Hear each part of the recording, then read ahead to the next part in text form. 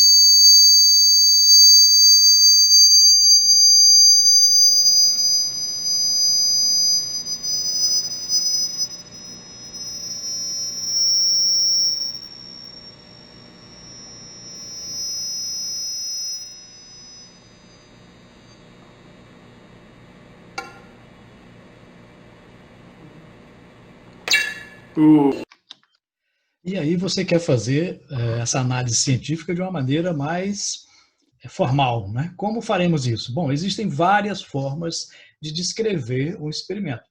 Aqui é uma delas, mas qualquer uma outra tem que conter, pelo menos, essas informações. No início, né, na primeira parte, vamos identificar, localizar a área, o título e o objetivo.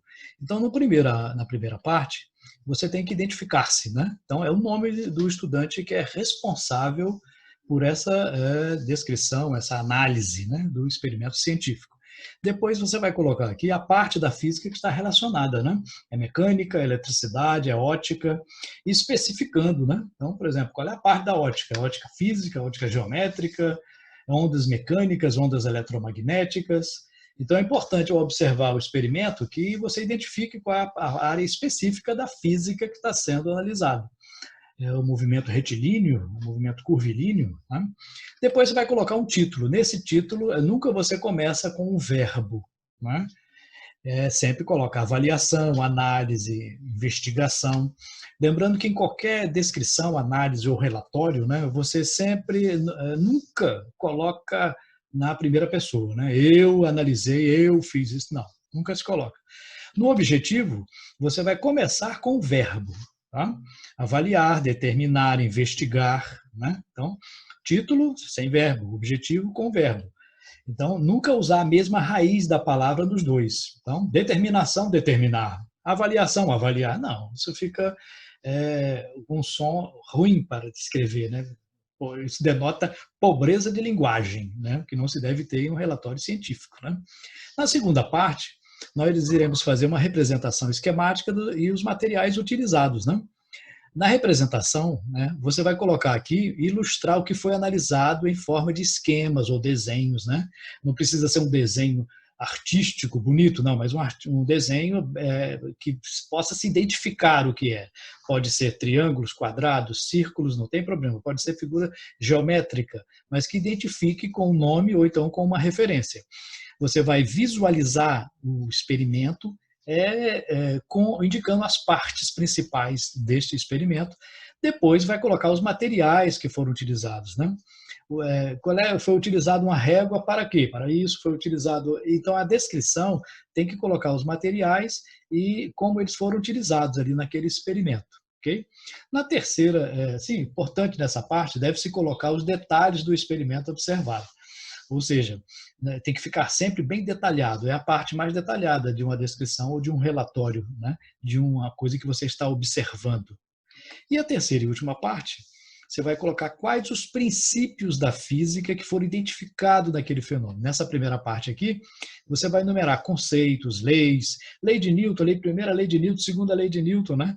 Qual é o princípio da termodinâmica, qual é a teoria da física que foi comprovada, qual é o conceito físico que está relacionado àquele experimento.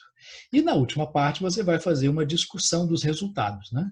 Você vai interpretar aquilo que foi observado baseado nos princípios que você identificou. Acontece isso por causa do princípio tal, tal e tal. Então é importante colocar essa última parte. Assim você terá feito uma análise de um experimento adequadamente. Ok?